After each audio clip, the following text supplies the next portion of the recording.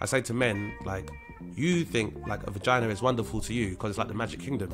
But having a womb as a woman is like the state of Florida. Yes, there's Disneyland, but then there's all the blood and the craziness and the gunshots, and sometimes you worry if that part is a part of the rest of the landmass, just like Florida. You're listening to Fucks Given, the one with Dane Baptiste. Hello, Hi. Florence. Oh, snap. Wow. We did that the Wow, same that was like time. the squeakiest voice I've ever done in my life. Just went a few octaves too high. Are you okay this morning, Florence? I've woken up in like the worst mood today. Like just one of those days where you open your eyes and you're just like, Fuck this. Fuck today. Yeah. fuck today. I feel I think you. it's because like as much as like recording in the morning is fine for me, sometimes I'm like, today's not the day I want to like wake up. But you know what? I'm not complaining. It's a good thing to get me up early, to invigorate me. I definitely feel like in a better mood already, and I'm seeing my mum later today, so it will be great. Anyway, boring shit that curious fuckers don't want to hear about. Yeah, well, I do agree with you. It's like a lot of the time it's hard to psych ourselves up sometimes to create content or do a podcast, but by the end of it, we do feel like 3,000 times better. Yeah, so much better. Like my updates, I don't really think I can talk about too much, apart from just being like, I'm masturbating again, but it's not that exciting. You know what I have noticed in getting into like this new romance, that I am not perfect. I can't take my own fucking advice. And I feel like I give everyone else such amazing advice about relationships, but when it comes to myself, I'm clingy, I'm needy, I talk too much, I want everything, I want validation all the time. Yeah. Round of applause, Florence. It takes a very, very strong, big person to admit that. I'm very proud of you. I'm also going through the similar aspects of like, oh wow, maybe the reason why we argue is because of me. Like, there's the pattern through all of my past relationships. Oh shit, maybe it's not all your fault after all. Maybe some of it is actually mine. Oh, fuck. Yeah. Yeah, we're not perfect, even though we talk about this for a living. And I think this is like imposter syndrome. And we're like, we go into relationships thinking, I'm going to be the best girlfriend that this person has ever had. And I don't have any issues. Best everything. Best communicator. Literally. I mean, I am a very good communicator. That is one thing. But maybe overly sometimes. Yeah, sorry. You carry on. No, what were you going to say? Well, I genuinely think that I am the best communicator, and in recent weeks I've realised that I'm really fucking not, and No. I can't point and blame and be like, you need to go to therapy, you need to communicate better, blah blah blah, and I was like, oh shit, like no, I still have a lot of work to do. But I think the difference is actually putting in the work, recognising it, and putting in the work to learn better. Exactly. And being aware of it. That is the most important thing, is being aware of your own behaviour. Because in the last week, I wasn't, until we ended up having a great conversation. And then I was like, oh, fuck. I've like been acting out of fear in terms of like, I want all the validation because I'm scared I'm going to lose this, rather than I'm acting like, in like, you know, I'm touchy-feely because I just want to be touchy-feely. It was more like I'm touchy-feely because I need the touchy-feeliness to make me feel secure. Yes, I think I can completely relate to that. I think I've really recognised like codependent habits for sure. And both you and I are both why do we get so fucking codependent? Is this daddy issues? Is this it's fucking daddy issues. Oh, but also we can't blame our parents for everything. Oh my god, hold on, let's read it out. Okay, I came across the most fucking like deep, brutal Instagram post, and I sent it to Florence immediately because I was like, oh my god, like Instagram is fully attacking me right now. Yeah, you and I, babe. Yeah. Okay, so this one says, This was posted by at the authentic man _ and it says, "You are an adult now. You can't always blame your past, parents and childhood for how you act and the poor choices now. Take responsibility for your life now." Oh, there's so many nows. Fucking hell. Taking responsibility gives you power. Blaming others makes you powerless. I was like, oh my fucking God. I needed to hear that so hard. Whoa, Yeah. man. Whoa, man. Hit me deep. Oh, shit. That hit us both deep. I was just like, oh my God, that's literally what we do all the fucking time. Yeah. Yes. And it makes us powerless. So we need to just fucking regain some of that back. Take responsibility. Take ownership and be like, right, I need to change. I'm reading a book, Florence. I'm actually reading a book. I can't remember what the title is, but it's a book about communication. Wow, a book about communication. Maybe I need this as well. Oh, hold on, let me find what it is, because let me see. Although my therapist actually yesterday, which was an amazing appointment, reminded me Abbreviated. that reminded me that because I'm having sleep issues at the moment, and when I'm getting into bed and I'm on my phone till 2 a.m. and then I'm like, okay, I'll read a book to go to sleep. And I was like, but I'm reading a book, I'm doing something good. And then when I mentioned the title of this book I'm reading, she was like, but that's work. Why are you still working at... And I was like, holy shit, I never thought of it like that. It's work, it's not easy watching. No. The book is... What is it called? Oh yeah, it's called How to Listen, Hear and Validate. Break Through Invisible Barriers. I bought this immediately. Break through invisible barriers and transform your relationships. Wow. So yeah, I'm gonna send you a link, Florence. Like maybe we can learn shit together and be better humans. Yeah. I mean, one great tip that I feel like I've done successfully in the last week was listen to my dude and like actually hear what he was saying and hear his experience. And like then be like, okay, like we're just on, like we have very different stories, so like now I just need to understand his story so that I can then feel safe and secure in my own story and not get triggered by past situations, because I'm very like, I feel myself getting very triggered all the time as a fear that I will end up in the same situation that I was in with my ex. Yeah, absolutely. The listening, I think, is something that we can all take. Listening is so hard. And also, I recognise that I'm actually quite self-centred sometimes. Actually, a lot of the time. So I believe that I'm the one that should be talking all the time and telling people stuff all the time. And it's like, no, I need to take a seat back and listen to other people. That's how I learn. If I don't listen, then I'm never going to learn and I'm never going to grow. So we need to sit back and listen. And it's so hard. Why is it so fucking hard?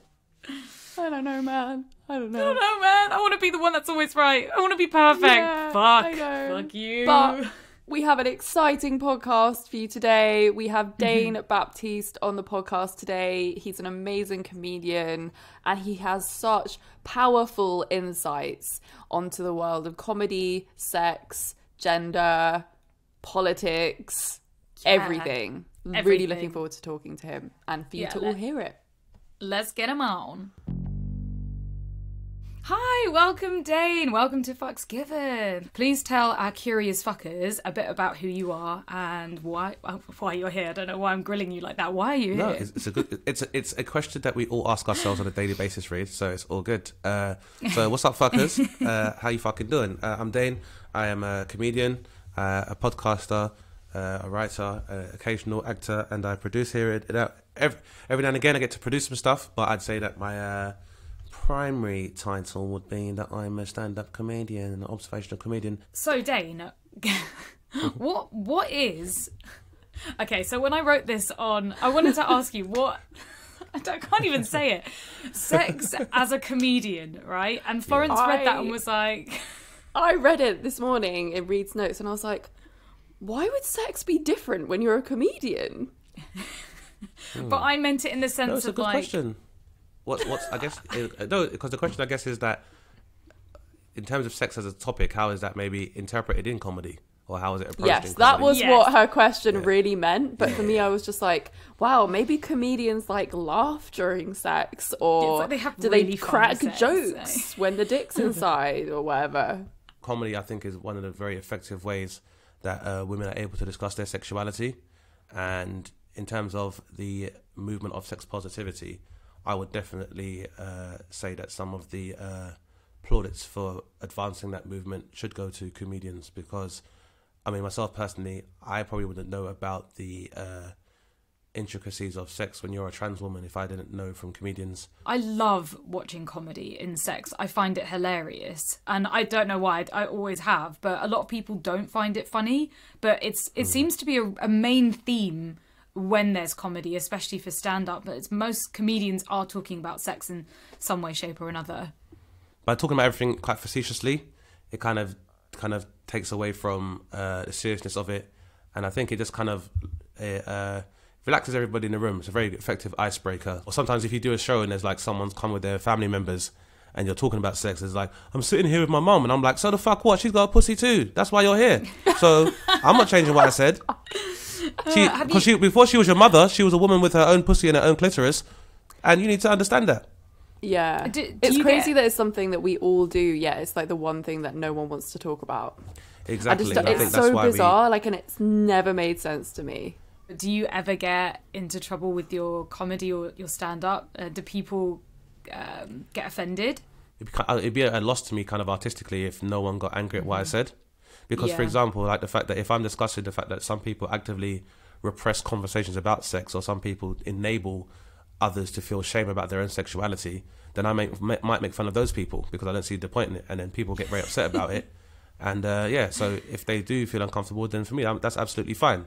And sometimes I think it's important because that moment or that lack of comfort or discomfort that somebody feels, I'm like, well, how this momentary bit of discomfort you might feel is the shame that someone who might be from a more marginalized community has to deal with all the time. So you can now you have that, you can probably work towards a path of more empathy. I mean, I love how controversial sex in comedy can be and how comedy can be. What are the sort of trends or patterns that you're seeing in comedy, and what would you like to see for the future of comedy? I think the trends that I've seen that have been most encouraging, but I guess I saw it very early on when I started doing comedy, was I think women kind of reclaiming their own sexuality and being able to talk about sexuality and their sexual acts was one of the first thing I observed. And I always laugh about it because I just like seeing like men becoming very uncomfortable about women being able to talk about their sexuality. But I understand that, unfortunately for women, sometimes it can be a double-edged sword because there's so much shame around sex. Because I say it to men all the time, is what you don't understand is, if you're a woman as a comedian and you go on stage and you tell a joke about sucking a dick, like it'll be a great joke. But the thing is, a lot of women might laugh along, and they'll laugh along in solidarity with you, and it can go well. But on the other hand, like if you make a great joke about sucking dick and you're an attractive woman and a guy's with his girlfriend and he starts laughing, his girlfriend will look at him and be like, what's so fucking funny about her sucking a dick? Then he's like, oh, okay, no, I shouldn't laugh at that. I have no idea what she's talking about. Tickling balls, that sounds very childish. And so it can be very difficult because as a woman, a lot of time, like with any other walk of life you're in, you're judged on your appearance first before anything else. Mm-hmm. And then people use that as their to preface anything you're saying before actually listening to what you have to say. So it can be quite difficult. But then by the same token, if you then try to dress down in a way where you don't want to accentuate your figure or your beauty, then, as I'm sure you know, people are less inclined to listen to a woman that's not perceived as conventionally attractive. So you got to find that aesthetic balance first. Then you got to be funny as well. And then you have to overcome the fact that people try to reduce the narrative of women and be like, oh, these women just talk about their periods and blah, blah, blah, blah. And then I'll be like, but if I started bleeding at my dick at 12, I'd tell fucking everybody. So there'll be no war story you could tell in front of me. Well, you know what? My friend got shot. Well, I bleed at my dick. So fuck your friend. Oh my God, yeah. If men had any of the issues that women deal with on the regular, like I don't know what would be happening. I don't. But even my newest joke now is I say to guys now, anymore. This is it. I said to my, I wrote a joke recently where I was saying like, men, do you understand that like vaginas become infected if they're washed with too much soap, and they get BV, and they're like, BV, and I'm like, so you men are all here, and you don't know what BV stands for. You don't even know what the V stands for. It's fucking ridiculous. So then I'd be like, it affects the pH, and they'd be like, pH. I'm like, yeah, pH, which I think stands for pussy health. I haven't done all the research, but it's just because it doesn't, you don't want it to be too soapboxy, but it's still quite comedic. But again, it's introducing these like more finer points of obstetrics and gynecology to people that wouldn't normally listen to it. I like to work it into my material as well. And I guess my whole premise behind a lot of my jokes, where I'm talking about vaginal jokes or sex-based jokes or my pussy-centric material, is the fact that it's like, I say to men, like, you think like a vagina is wonderful to you because it's like the magic kingdom. But having a womb as a woman is like the state of Florida. Yes, there's Disneyland, but then there's all the blood and the craziness and the gunshots. And sometimes you worry if that part is a part of the rest of the landmass, just like Florida. Is it even a part of America? And people trying to take control of that landmass. Right, people trying to take control of it. Conservatives battling liberal parts of it. So, yeah, it's getting men to understand that you know, you want to talk about complexity or how to be deft in comedy. Trying to explain what it's like having a vagina, like, is, you know, there's so much material in that. So for me, it's I love that you get it. What the hell? I've never heard a guy talk like this about vaginal health before. That's what I mean. It's like, you have to come on. Please talk about vaginas. but this is it. It's like you know, I've got an abortion joke, and I see men and some people get uncomfortable about it. I'm like, well, I've sat in an abortion clinic. It's not fun for anybody there. And so anyone who wants to have an opinion on the legislation of women's bodies, unless you're going to do the research or actually have that dialogue with women, why would you ever think about having a conversation about it? And I guess, and for me, you know, it's like, comedy for me is an honest form of politics. And if we're a true democracy in this part of the world, there's more women than there are men. So to understand the disposition of the largest voting demographic in this part of the world just makes sense. And also, I've got a mum, and it's just, and sisters, and I've got a partner. Like, you should want to understand people in the first place.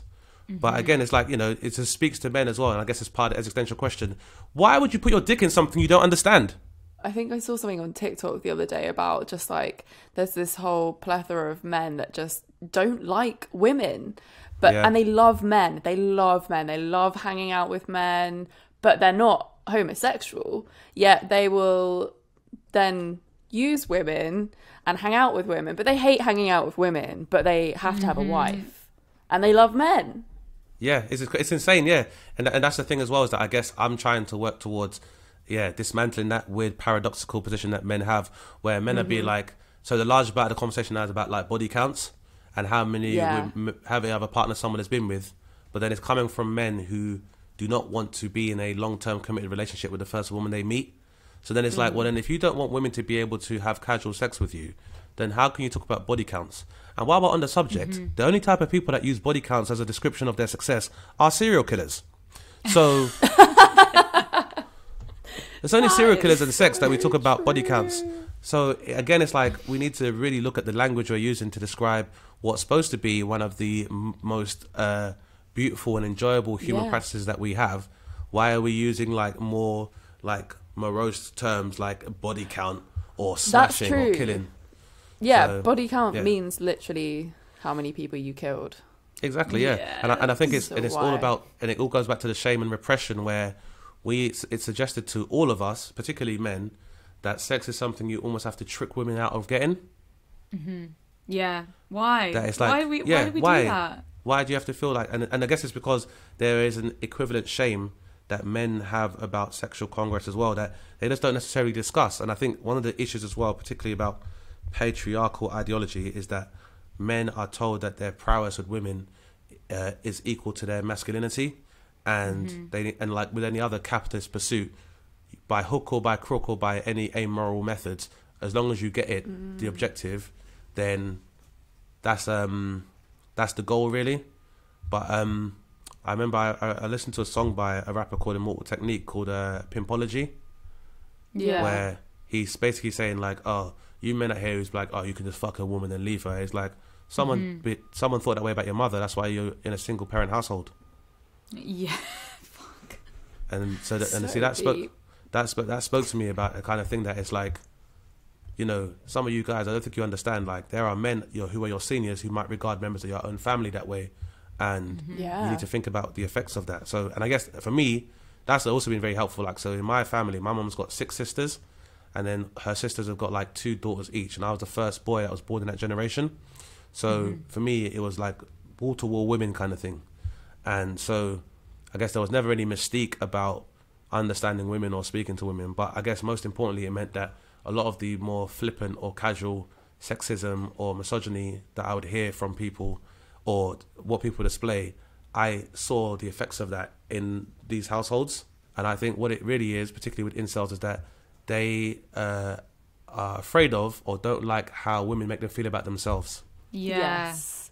Or how they think 100%. women make them feel about themselves. And, you know, I think a lot of men are waking up to having a hangover and waking up to a truth whereby, like, particularly when, let's say 4 or 5 years ago, we even began having open discussions about rape culture. A lot of men didn't understand it because they've been taught, particularly, like I remember watching American Pie and films of that nature, where guys would do lots of insidious shit, or like in American Pie, like it's supposed to be an iconic scene where Shannon Elizabeth is like masturbating on Jim's bed. Yeah. And I remember thinking, this is being streamed to everyone at your school. Like, man, have to go to jail for this. Like, that's not okay. Like, you're not supposed to be filming a woman masturbating and you men are watching that. There's something not right about that. And it's just one of these films whereby it's like people will do weird shit and then be like, I did it because I love you. And then the woman's supposed to go, oh, you know, invaded my privacy and watched me behind my back because you love me. Oh, that's cool. Won't we need these panties? And I always just feel like, yeah, that's not okay. Like, you can't justify your behavior or any kind of like deplorable behavior by saying because I love you. But the problem with a lot of these films as well is that it also taught these men that women will go through a ritual or rite of passage where they'll be used by other perceived to be stronger, more masculine men. And then at the end of that, they look at you as a frame of reference for a less threatening man, and they should almost take you as by default. And obviously, as women, you understand, I don't like him. He's not nice to me. But just because he's not nice to me, I don't like him, doesn't mean I like you. And there's a lot of men who've not been able to accept that truth. That because you know, guys will be like, well, I'm a nice fucking guy, so what's the problem? There's no problem. There's no question about your being a nice guy. Just that doesn't predispose you to being able to have me and my body. And I think it's a very hard truth for men in the West to accept. And it's also a lot of men from outside Western culture who come from sexually repressive societies are also being exposed to a whole new dimension of women's sexuality without knowing how to process this. They're being presented with a whole new idea of like overt sexuality, and women can be explicit or reclaiming their sexuality. And they come from societies where if a woman shows her ankle, it's like, oh shit. So now they can see women who like, well, I want to free my nipple and all this other stuff. Literally, some of these men just do not know how to handle it.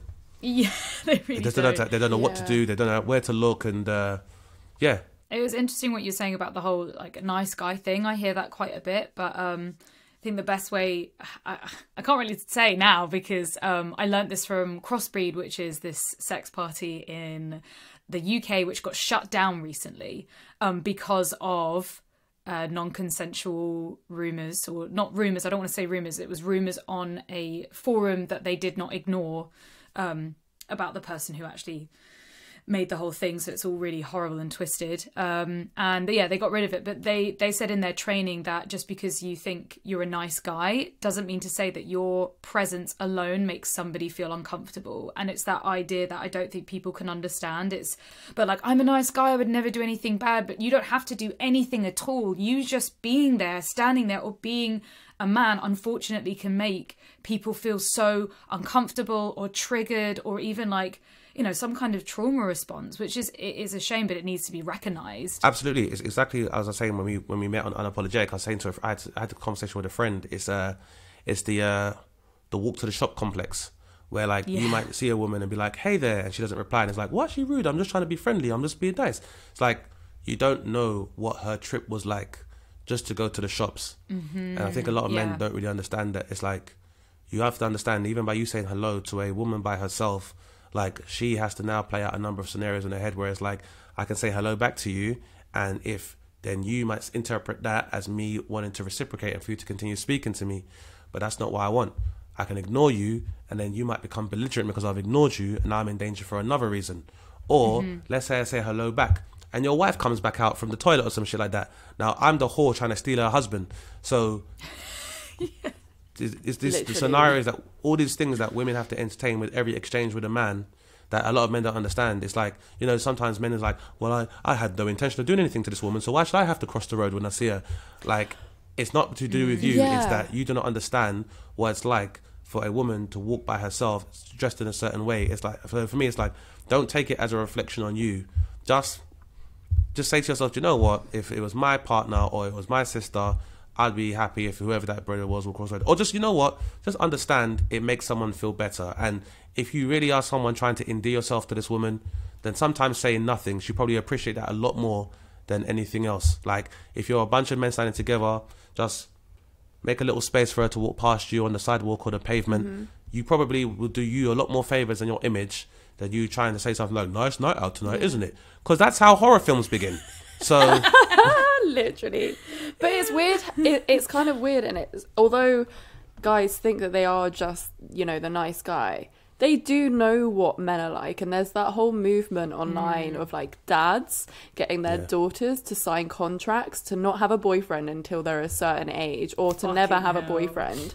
And that has come from men knowing how shit other men are, and they don't want their daughter to have to deal with that because they know. My dad warned me. If your dad is warning you, if you identify as a female, your dad is warning you of other men, that means he was bad himself. He was just as bad.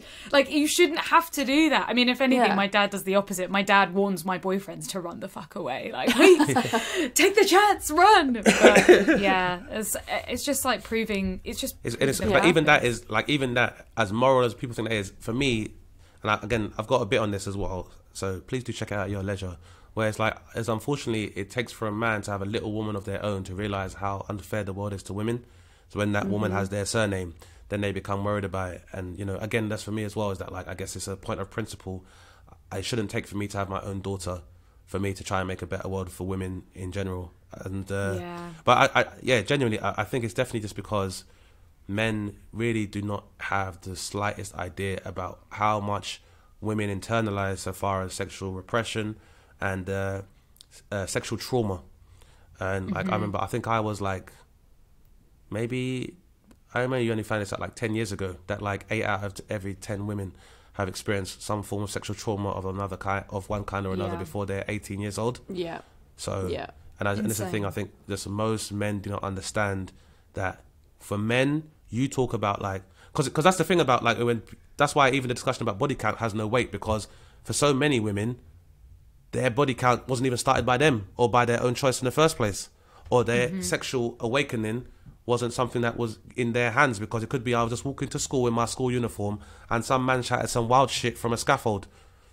You'd have no choice in that as a woman. Oh my god, that happened to me all the time. When I used to go on holiday when I was like 13 in Italy, and I would be catcalled all of the time, like ciao bella, and like I was afraid to like be in Italy in particular, because I knew that the men there were like so leery. And when I look back to it, I was like, I was so young. I was a child, and I was being catcalled by these like really disgusting, pervy old men. Or like anytime I walk past a construction site and I see men in, especially if they're in like yellow jackets or if they're just working there, I've already got my like, you know, like I've stopped my music, I've got my backup ready to fight, because I'm like, I'm gonna get leered at, I'm gonna get shouted at, something's gonna go down, just because as a kid it was just so normal. Or I remember and women didn't even call it, and women, you wouldn't even call it, like, even as a child, as a girl, you wouldn't even call it like sexual impropriety, or you wouldn't even call it like, you know, sexual trauma. You probably don't have a word for it. It's almost every woman in one way or another has to learn to almost be this, be sexually streetwise, and it'd be considered normal. And the irony being, a lot of these men that have these views are the first ones being like, "There's fucking nonsense one hanging they do." It's like, it's your friends that are saying this shit on the construction sites. My mum once said to me, she was like, "Oh, it's weird the guys don't catcall me on the street anymore. And she was like, that's when I realised that I had like gotten older. But it's like, why was that your frame of reference for like it was almost just like, oh, that it was validating for us to have these catcalls on the street, and that made us feel like young and attractive. Like, oh, attention, and that attention should not from men. be. But that's the other side, though. A lot of women are taught that that's how they're supposed to interpret validation. So I can understand why a mum would have that idea. In the same way that there's a lot of men. Sometimes a guy will be like, "Oh, say something to that girl," and you might be like, "I don't even know her," and they'll be like, "What's wrong with you? What, you gay or something, bruv?" And even there's this whole pressure there as well, where guys will be like, "Okay, her baby," like. When I was a kid, like, what it sounds like.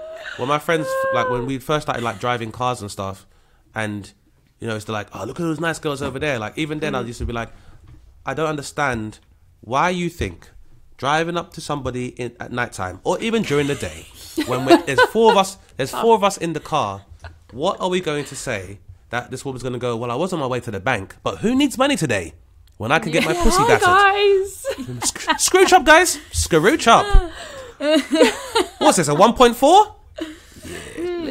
I hate the ones I had like recently in London. Someone just being like, "Oh, you dropped something. And I'm like looking around, being like,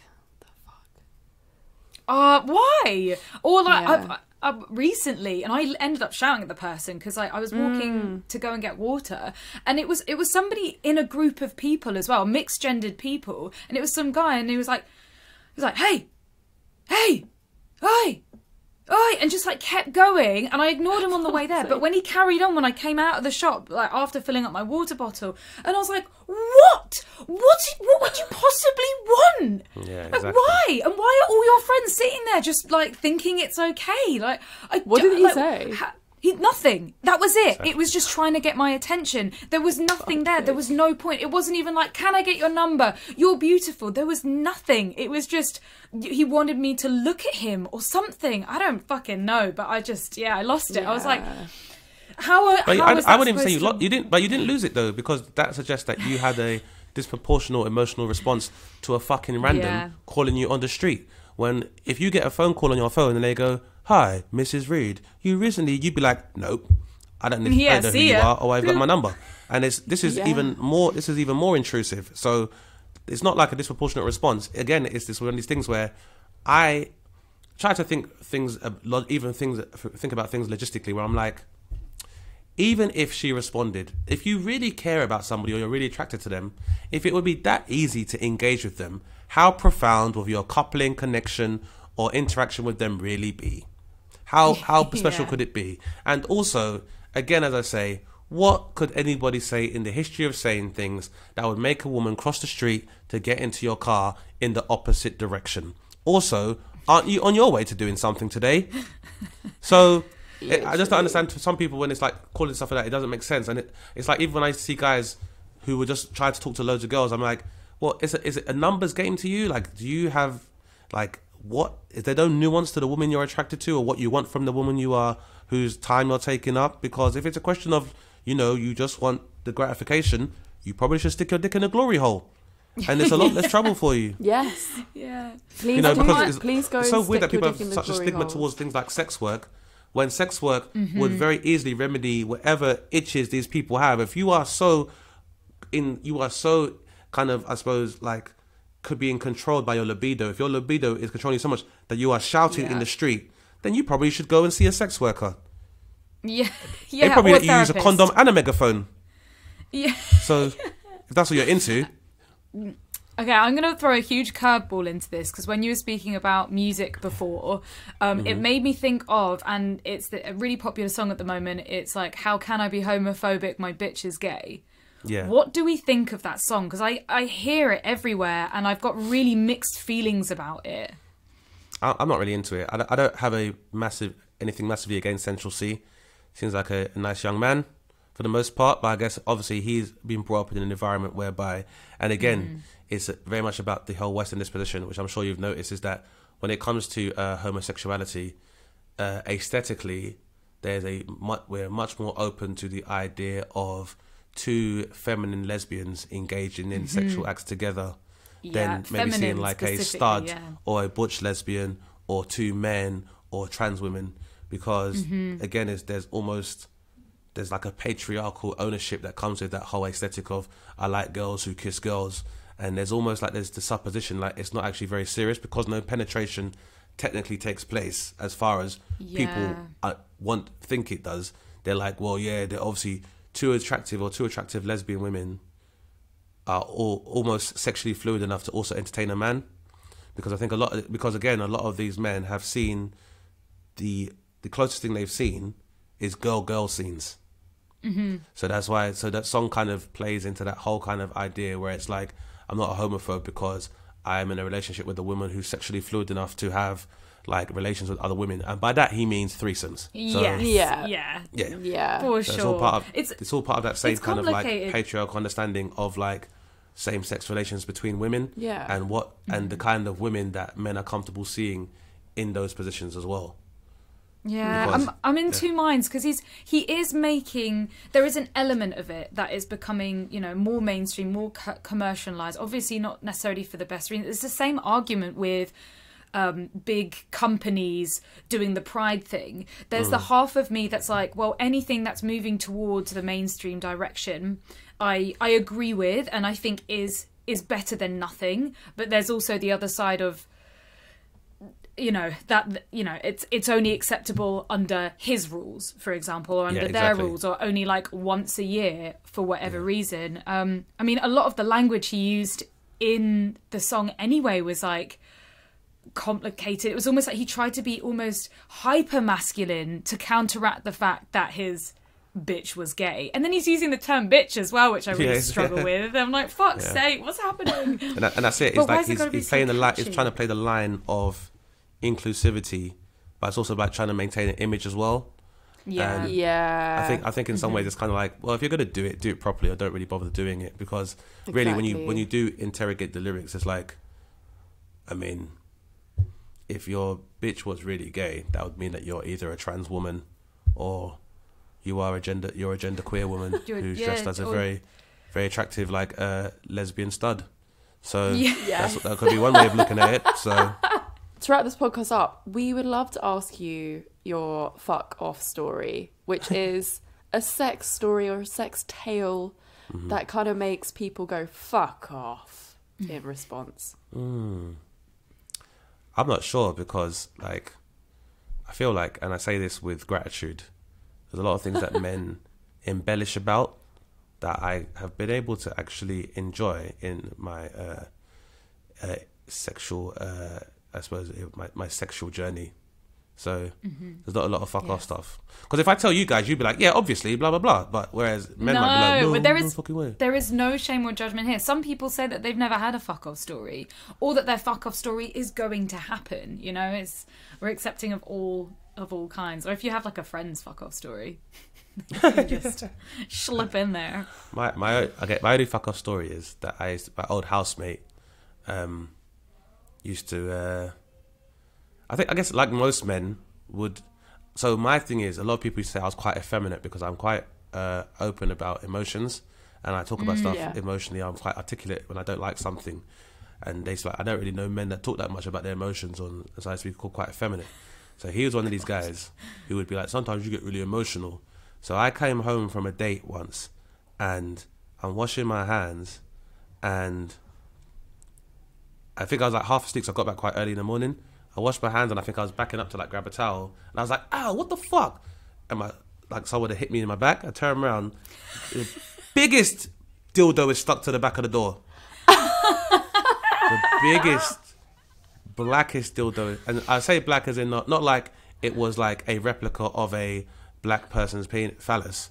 It was just pitch like Pioneer HDTV quality black, just we do wanging love that off colour. the back of the door. And I was like, what the fuck? And basically, I think that began that was a snowball that began an avalanche of discovering this guy's sexual proclivity. Where my goodness, he was into loads of stuff, and I just think it's so common. So my fuck off story really is that, like, for all of the discussions that we hear about men and incels and how judgmental men of women or their standards, that it's like, as I'm sure you know, you'd be surprised how much what men are into and how much they like things like pegging and all this other stuff. Like, so much more people are into it than you would ever think. So, yeah. My fucking story is basically like, somebody who was like, I think, you sure you're not gay? The biggest dildo you've ever seen. No, not you've ever seen. But it's like, this thing is like... Love it. It's like this, hanging off the wall. And, but you know what? It was, it's always the ones that are very vocal about not being okay with it, that are like the projection, the most fluid, the most kinky, the most sexual. Yeah, and they're scared and they're ashamed. They're so scared and they repress stuff. And it's, for me, like, I guess like, all of my fuck off stories are normally from people that men that speak the most. It's like normally something to hide. Like, I remember going to a strip club with a guy, and I don't know what he said to the stripper, but she took his money and did not do the dance. And I just find that hilarious because he used to talk so much about like being like, a Lothario with the women and doing well with women. And I was like, if you can't pay a stripper to strip for you, then that is not great. You can't behave. Thank you so much for that amazing fuck off story. Well, 2 fuck off stories. Yeah, thank you. It's hilarious. And for such an incredible insight. It's really refreshing to hear that. Before you go, I wanted to ask if there are any people listening to this podcast now, what kind of things could you recommend for dudes, for guys, for people to listen to or do to maybe not fall into that category of man we've been speaking about? Good question. I'd say to any guy, like, and speaking honestly, a lot of men, you watch porn and you fantasize about women that you are with performing these same acts that you see in these scenes. That will only happen with somebody who trusts you and understands that you value them and their personhood. Like, it's very rare with any person you meet that you'll be able to accurately crack whatever their sexual inclinations are. So, like, if you want someone to do all the wild shit, whether it's like come in their mouth and they spit it back up on your dick and balls and suck it back up again, or give you a rim job, or do any of the freaky, nasty shit you see in pornography, then you need to be able to discuss that with somebody. And the odds are, if that person feels comfortable and they feel respected, they'll probably do that shit for you. So let's talk about it. And also, at the end of the day, some guys have this idea where you're like, well, I wouldn't want to do that to somebody I care about. What's the fucking point? And blah, blah, blah. Well, that doesn't make any fucking sense either. Because once again, it's like, how are you going to enjoy yourself if you're doing it with someone who doesn't enjoy it? It's very, very weird. Yeah. So treat yourself better. So that would be my advice. Because, and I can tell you this for free, guys, anytime anal's come up in my life, I've always been offered and never had to insist. Because, yes, again, thank you. If people feel comfortable, they will be able to suggest these things to you. And if you provide a space whereby they know they'll be respected and not judged for whatever their sexual proclivity or kinks may be, then you'll be blessed, even if that is casual. Wow. And at the end of the day, you have to contribute to the world you want to see. So if you are somebody who doesn't want someone to be, in your words, promiscuous, then you can't also expect to go out having casual relationships with people as well. But at the end of the day, my advice to most people is that there's a reason why sex is called a flower, because when it blooms, that plumage only lasts for so long, so you have to enjoy it in the summer of your lifetime, because as the autumn and winter appears, being able to get out of bed will be more important than who you get into bed with. So enjoy that time and don't let anybody else. Deep. No one else is paying rent on your genitals or your bedroom. So it doesn't matter what the fuck anybody else thinks when it comes to the welfare of those regions. So wow, I love the wisdom you just shared. Thank you so much. Thank you for coming on the podcast. It's been such a pleasure. Anytime. Thank you for having me. It's been great. And I would love to have you guys back on my podcast as well to continue. Love that. I would love that. Yeah, absolutely. Before you go, please tell our curious fuckers where they can find you, or your handles and your podcast too. Hey fuckers, so again, my name is DANE BAPTISTE. I'll be talking about sex and stuff. So please do check out my content on all your good social networks. If you enter in DANE BAPTISTE in your search, my name should come up. My podcast is called DANE BAPTISTE Questions Everything, soon to feature your wonderful hosts here, which is available on Spotify and wherever you get your podcasts from. So just Google it, DANE BAPTISTE, and you can see all things. It's mainly me just trying to yearn for a better word and being like, dicks and pussies, dicks and pussies, yeah. That's our favourite type of content, basically. Amazing. In a nutshell. Thank you so much. Speak to you soon. So we really hope you enjoyed this episode, everybody. And of course, if you love us, then make sure you're shouting about this episode on social media. The best thing you can do is word of mouth for us. Florence and I are currently doing this by ourselves, so you just have to bear with us for the time being. But I think we're doing a good job, right, Florence? I think we're doing all right. Yeah, independence and all that, like indie records over here. Until we lose our minds. Yeah. But obviously, make sure you rate and subscribe and follow on all platforms. And we will see you next Thursday, Curious Fuckers. Yes, next Thursday. Lots of love. Mwah. Bye. Bye.